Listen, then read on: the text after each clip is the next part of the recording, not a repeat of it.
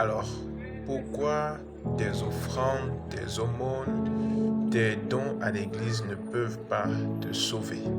Allons-y dans le livre de Actes 11, verset 13. La Bible dit: cet homme nous raconta comment il avait vu dans sa maison l'ange se présentant à lui et disant: envoie à Joppé et fais venir Simon, surnommé Pierre, qui te dira des choses par lesquelles tu seras sauvé, toi et toute ta maison.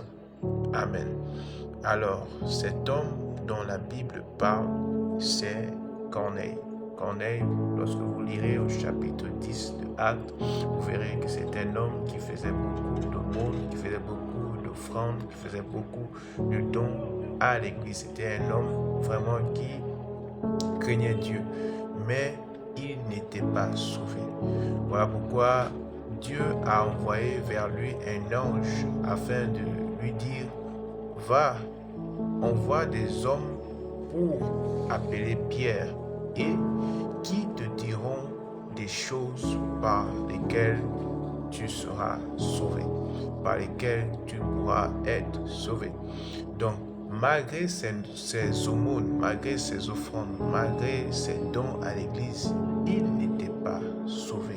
Tes offrandes, tes dîmes, tes engagements, tes dons à l'Église ne peuvent pas te sauver. Tu as besoin de la vie de Jésus. Tu as besoin de Jésus dans ta vie. Tu as besoin du Saint-Esprit.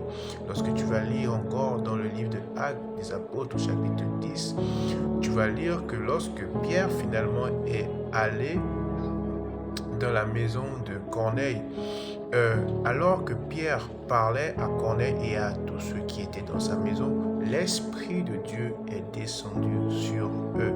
L'Esprit de Dieu, c'est l'esprit d'approbation pour dire que j'atteste que cette personne est sauvée. Donc, après avoir reçu l'Esprit de Dieu, Pierre les a tous baptisés. Voilà pourquoi tu as besoin de Jésus dans ta vie. Tu as besoin de l'Esprit de Dieu dans ta vie. En plus de faire des aumônes, en plus de faire des offrandes, en plus de faire des dons à l'Église, tu as besoin de Jésus. Tu as besoin de cette intimité avec Jésus, de cette relation avec Jésus, de le connaître véritablement, pas seulement par ton argent. Alors, j'espère que cette parole te sera bénéfique, t'aura encouragé.